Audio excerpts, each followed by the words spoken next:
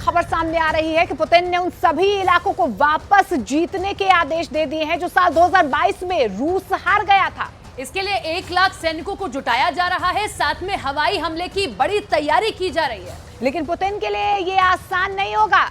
ऐसा इसलिए क्योंकि यूक्रेन ने एक ऐसा एयर डिफेंस कीव में तैनात किया है जो जबरदस्त है। ये इतना जबरदस्त है कि बीते 50 सालों में इजराइल, ब्रिटेन, फ्रांस और अमेरिका भी इससे टकराकर पीछे हट चुके हैं।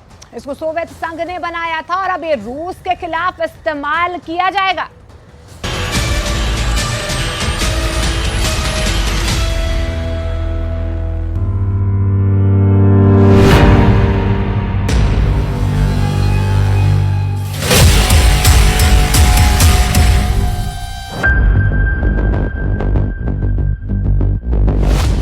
ऐसी मिसाइल जिसने अमेरिका को धूल चटा दी।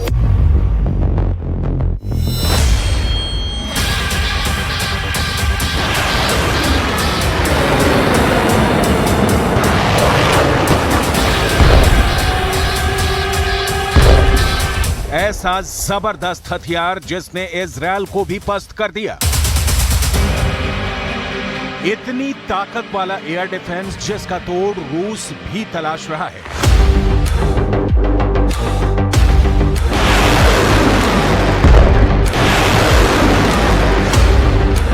आसमान में राज करने वाली धुआंधार मिसाइल जिसकी तस्वीरें देखकर ही पुतिन के कमांडर हक्के बक्के हैं।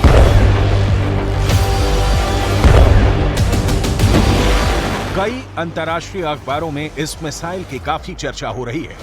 आखिर क्या है इस मिसाइल की ताकत जो एक बार में ही आसमान के 10 टारगेट को नष्ट करने में सक्षम है?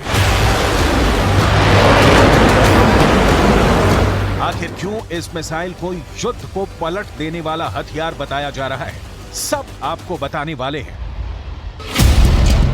लेकिन सबसे पहले बात करेंगे यूक्रेन के अंदर हुए एक प्लेन क्रैश की। एक प्लेन क्रैश रूस के अंदर हुआ जिसमें दावा किया गया कि प्रिगोजिन की मौत हो चुकी है।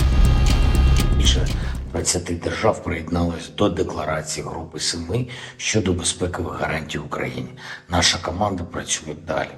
Зараз майже 30 загалом разом із Сімкою. Буде більше. Розпочали перемовини з Канадою щодо двостороннього документу про безпекові гарантії. Раніше розпочали з Америкою і Великобританією. дасть Україні значно підтримку. और अब दूसरा प्लेन क्रैश एक हफ्ते के अंदर ही यूक्रेन के अंदर हुआ है।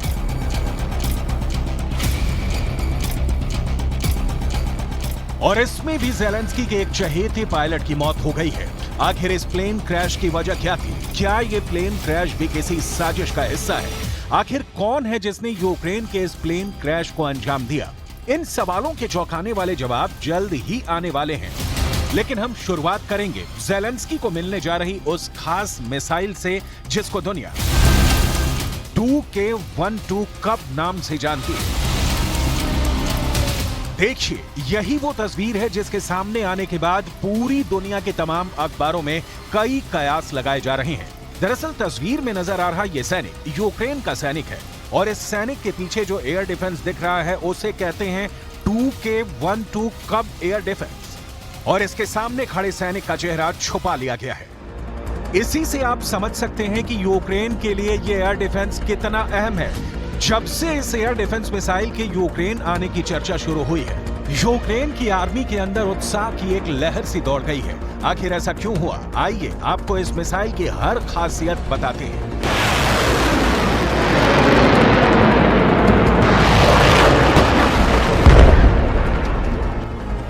देखिए, दुनिया के नक्शे में ये देश जिसका नाम है चेक गणराज्य। चेक गणराज्य और यूक्रेन के रिश्ते बहुत अच्छे रहे हैं। चेक गणराज्य हथियारों और मेडिकल सुविधाएं देकर यूक्रेन की मदद करता रहा है। लेकिन अब चेक गणराज्य ने एक बहुत बड़ा फैसला ले लिया है।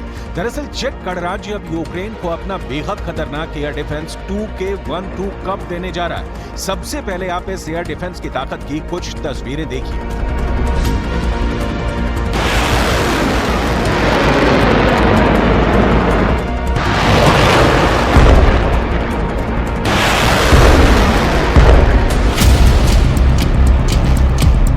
यूक्रेन को ऐसी 2 एयर डिफेंस यूनिट मिल गई हैं और इसकी तस्वीर भी वायरल हो रही है। कई इंटरनेशनल रिपोर्ट्स में कहा गया है कि चेक गणराज्य का एयर डिफेंस इतना बेहतरीन है, एक ही बार में आसमान के 10 टारगेट को हिट कर सकता है।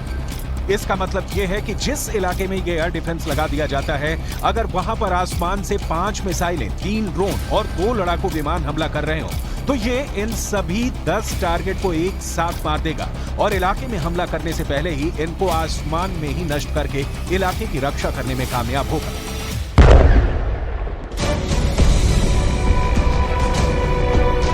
जिस तरह से लगातार यूक्रेन पर अटैक हो रहे हैं, कभी कीव को मिसाइल हमला झेलना पड़ता है, तो कभी रूस के बॉम्बर यूक्रेन के शहरों पर धावा बोलते हैं, तो कई बार यूक्रेन को ड्रोन के हमलों की तकलीफ झेलनी पड़ती है।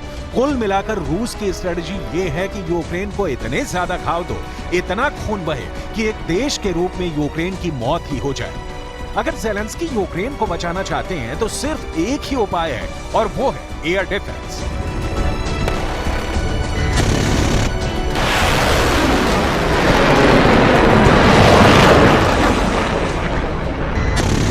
और इसीलिए ज़ेलेंस्की अमेरिका से एयर डिफेंस मिलने के बाद भी अब चेक गणराज्य से मिल रहे एयर डिफेंस को हासिल करने पर भी खुशी जता रहे हैं। उन्होंने अपने सभी मददगार मुल्कों को एक बार फिर धन्यवाद दिया है।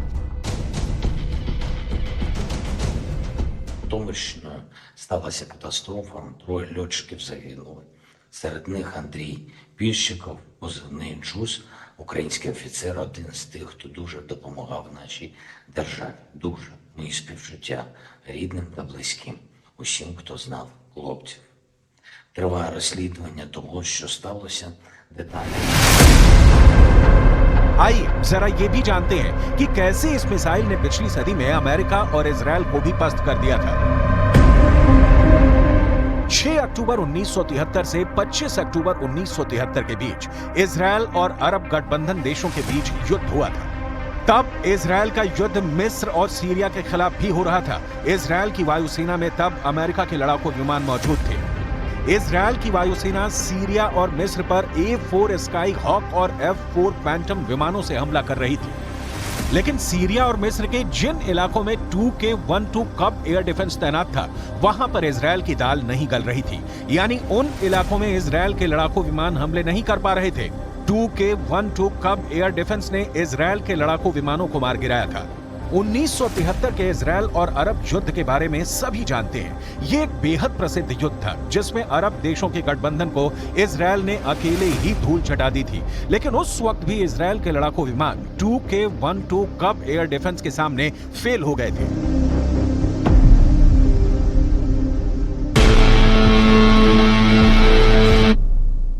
इजरायल के विमानों में रेडार वार्निंग प्रणाली थी, लेकिन ये रेडार प्रणाली 2K-12 कब एयर डिफेंस के सामने काम नहीं कर पाई। इसी वजह से मिस्र में इजरायल के विमानों को नुकसान हुआ था। साल 1981 में एक बार फिर इजरायल का सामना इस बेहद खतरनाक एयर डिफेंस से हुआ था। दरअसल सीरिया और लेबनान में कई बार इजरायल हवाई हमले करता रहा है, लेकिन जब लेबनान के कई अड्डों पर इजरायल ने बम बरसाए तो सीरिया ने 2K-12 कब एयर डिफेंस को लेबनान भेज दिया। लेबनान की बेका घाटी में 2K-12 कब एयर डिफेंस को तैनात कर दिया गया था। यह बेका घाटी बेरूत, दमिश्क राजमार्ग के पास मौजूद है। 1981 में जब इजरायल ने लेबनान पर हमला किया तो सबसे पहले इजरायल ने सभी एयर डिफेंस को तोड़ने के लिए एक ऑपरेशन चलाया जिसका नाम था सीड ऑपरेशन। हालांकि नुकसान के बावजूद 24 जुलाई 1982 को 2K-12 कब एयर डिफेंस ने इजरायल के F4 फैंटम लड़ाकू बम वर्षक विमान को मार गिराया था।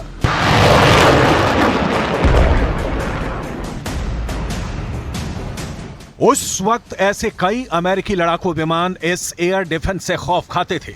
सिर्फ इजरायल ही नहीं, फ्रांस के लड़ाकू विमान भी 2K-12 एयर डिफेंस से टकरा चुके हैं जब चाड के साथ सीमा विवाद चल रहा था। साल 1986 में लीबिया ने इस एयर डिफेंस को तैनात किया था। 1986 में इस एयर डिफेंस ने फ्रांसीसी विमानों के लिए खतरा पैदा कर दिया था।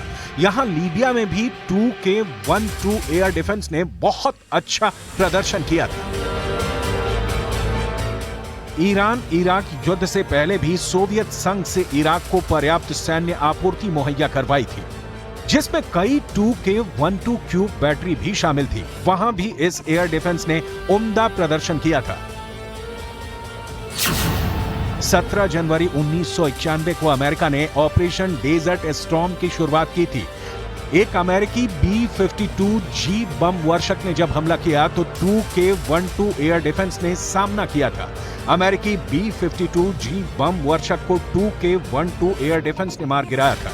हालांकि अमेरिका इसे सही नहीं मानता है। 19 जनवरी 1991 को बगदाद पर अमेरिका ने F-16 लड़ाकू विमानों से स्ट्राइक की थी। तब 2K12 एयर डिफेंस सिस्टम ने ही F-16 लड़ाकू विमानों को भी मार गिराया था। ऑपरेशन डेजर्ट स्टॉर्म में ये अमेरिकी गठबंधन का